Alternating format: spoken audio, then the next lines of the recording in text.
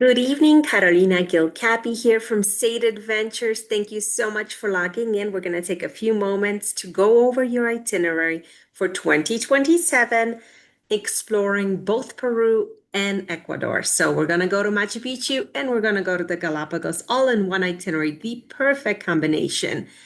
This is the itinerary that I'm going to share with you via PDF. And let's go through it together because there's just so many details. This is a private trip. You can choose any dates. We chose April 2027. The only thing on the itinerary that requires a specific day is the cruise. So I built everything around it. But we're going to start in Peru. You're going to fly into Lima. We're going to pick you up every time you arrive somewhere from a train, from a flight. My team will be there with a big sign with your names on it. And we're going to take you in a private car to a hotel in downtown Lima where we're going to stay for 2 nights. The Suma is a great property, great rooftop atmosphere, right on the ocean, near markets, near Lovers Park. So it's a really good location for exploring. And we're going to spend the first night resting. The second day, we're going to pick you up and show you the best of Lima. Now, you tell me if you want a proper historic tour or if you want something fun like this. This is a walking gourmet tour. So we're going to go to the ruins and we're going to go to the squares, but we're going to eat our way across the city. Most of it is walking, but there's always a car available. So we're hopping in and out of the car and going to different colorful places around the city, really getting to know it like a person from Lima would. And then afterwards, we're going to fly to Cusco, which is, your beginning of the journey to Machu Picchu. But in order to get there, we're going to acclimate for 2 nights in the Sacred Valley. So Sacred Valley is like a countryside between Cusco and Machu Picchu. And when you arrive in Cusco, we're going to take you in a car down to Sacred Valley. It's about 2,000 feet lower. So it really helps you acclimate. And besides acclimating, Sacred Valley is home to ruins, indigenous communities, Inca sites. There's so much to see and do here. So it's really worth staying for 2 nights. So on the first day, because we're acclimating, we're going to take it easy. We're going to go to scenic sites like this. This is Salineras, Moraz, Moray, and Chinchero. These are all little spots that you can visit. Local people, get a glimpse of life in the Andes here. Have a beautiful lunch out in the valley. Then check into your hotel, which is the Inca Terra, one of my favorites. And we're going to have dinner here as well. As you see, middle of nowhere, beautiful views. That's what Sacred Valley is all about. And then the next day, we're going to start moving around. We're going to start acclimating, continuing to acclimate, but also visit additional places like Misminai, which is a really wonderful village that we actually sponsor here at Sade Adventures. It's a really wonderful way to get to know what life here is like. You're going to have a translator because the villagers don't even speak Spanish. They speak Quechua. And then we're going to go to Ollantaytambo ruins. So you get to walk around a little bit, stretch a little bit, and get to get used to being in the valley so that you can go to the ruins and hike Machu Picchu the following day. Really, really wonderful people here in Peru. I'm so excited for you to get to know them. Again, lunch is in the valleys and then dinner is at the hotel. So under each day you have BLBLD. That stands for the meals I've already included. Not everything's included because sometimes it's nice to be able to go out to in town. But if you're in the middle of nowhere, it's nice to have that included as well. April 9th, we're going to get on a train, 2-hour train ride, and we're in Machu Picchu, private tour of the ruins. The ruins are split into 6 circuits, so we're going to tackle one of the scenic ones on the first day, have lunch, go into the village. There's a little market there. There's a lot to see here, and then visit, and then overnight in the village because it's an overwhelming day with the train and lots of crowds at Machu Picchu. So we want you to be able to relax tonight, and then we wake up in the morning and go back to the ruins.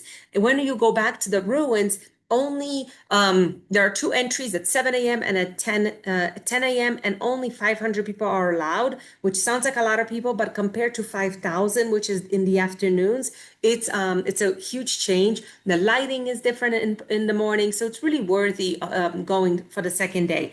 This second day is also your opportunity to hike. So you can hike Huayna Picchu. We can get you permits for this. You can hike the shorter Uchuy Picchu, or you can hike Machu Picchu Mountain, which is where I'm standing taking this picture. So lots of different trails, or we can just simply do another circuit of Machu Picchu ruins. There's plenty to explore here. We'll have lunch and then take an afternoon train finally to Cusco. This is our last spot in Peru. We're going to stay at the Casa Andina Premium, really wonderful hotel right by the main square. And the following day, after getting some rest, actually after sleeping in, having a leisurely breakfast, we'll pick you up probably around noon and we'll explore Cusco. We'll go to the market, we'll go to the main square, we'll see, life pass us by in Cusco in the main square, which is my favorite activity, people watching. But we'll go to the ruins as well. And then in the evening, this is some of the ruins, Sacsayhuaman Fortress in Cusco.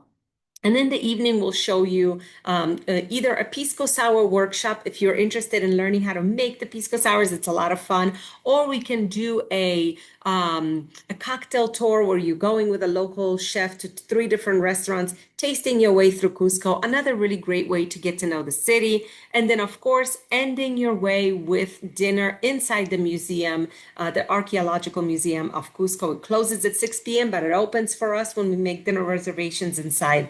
That would be your 7 full days in Peru. And now we're going on to Ecuador, ending in the Galapagos. So on April 12th, it's sort of a travel day. We're going to fly from Cusco to Lima, from Lima to Quito. You're probably going to arrive by 4 p.m. We'll pick you up, take you to a hotel, relax, enjoy the views of the main square outside. Plaza Grande is a great property. And then we'll tackle some of the highlights of Quito on April 13th. We're going to see the equator line. We'll do a chocolate experience. We'll go obviously to the main sites of the city itself. It's a great, great, colorful city.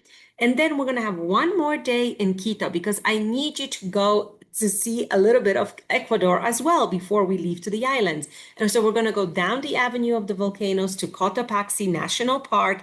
This is the active volcano. This is where haciendas are, where local ranchers, we can go horseback riding here. We can go to lagoons and go hiking. We can go to local markets and things like that. So this will allow you to see a little bit of Ecuador the same way you saw Peru before we go to the Galapagos. So April 15th is our day. We take you to the airport, we fly to the Galapagos Islands. There are 2 different airports there, depending on the cruise, but I chose the Seastar for you. Seastar is a family-owned cruise that holds 16 people. It has 8 cabins. It is fantastic. It is so well done. The crew is amazing. The way they built the itinerary is so wonderful. Let me show you why. Because I handpicked this itinerary for you because not every itinerary is the same. Let me just scroll down to the little map here. Here we go. So in 5 nights, you are able to do a whole circuit from west to east, or from east to west, because it starts in San Cristobal. And that will allow you to see a lot of islands, and it will allow you to see Fernandina, which usually is only visited on 7-night cruises. So this 5-night cruise really allows you to see that. How do they do that? Because Seastar is fairly new and it has a faster engine, so it's not wasting time. It's much faster. So you're moving when you're sleeping, you're moving when you're eating, and that way you're not wasting time and you're getting to see more islands. Some photos from what the cruise looks like on board. Lots of space to enjoy. Hot tub for the evenings, and of course the cabins are very spacious. Some of the largest cabins in the Galapagos, and yours has a balcony. Each cabin is a little bit different. So you're going to spend 5 nights, 6 days on the cruise, and every day you're going to get off at least twice. There's snorkeling, there's kayaking, stand-up paddleboarding. There's colonies and different species that you're going to be visiting, plantations to see the breeding grounds of the tortoises. I can't express how much you're going to see. It's such a fun itinerary because you're getting off the boat quite often. But there's also time on the boat to enjoy as well. And every island is different. There's black sand beaches, white sand beaches, red sand beaches. There's so much wildlife. And of course, why do we go to the Galapagos? Because there are no predators here and the animals have no fear. So you can get photos like this with no worries. Birds will land near you. And it's just such an interesting place. And a special place in the world that we are protecting. So State Adventures only works with boats that are sustainable, that are eco-friendly. Not every cruise is the same, so it's really important to do your due diligence and make sure Galapagos is there for us and for all the generations coming. So April 20th, after your cruise is done, after 5 whole nights and 6 days on the islands, we'll fly you back to the mainland and you will fly home from there. So that is 16 days. Now, I know it's a little bit over 2 weeks. Let me know if that works for you. If it's too long, we can remove that Cotopaxi National Park Volcano Day, which will bring it to 15 days. And we can also shorten your time in Lima, and that will bring you to 14 days. So it's very easy, very manageable to make this trip your own and fit your dates. I look forward to hearing from you. I am sending you prices for 2 people as well as for 4 in case you have friends that want to join you. It's always a better deal that way. I look forward to your thoughts. Thank you so much and happy travel.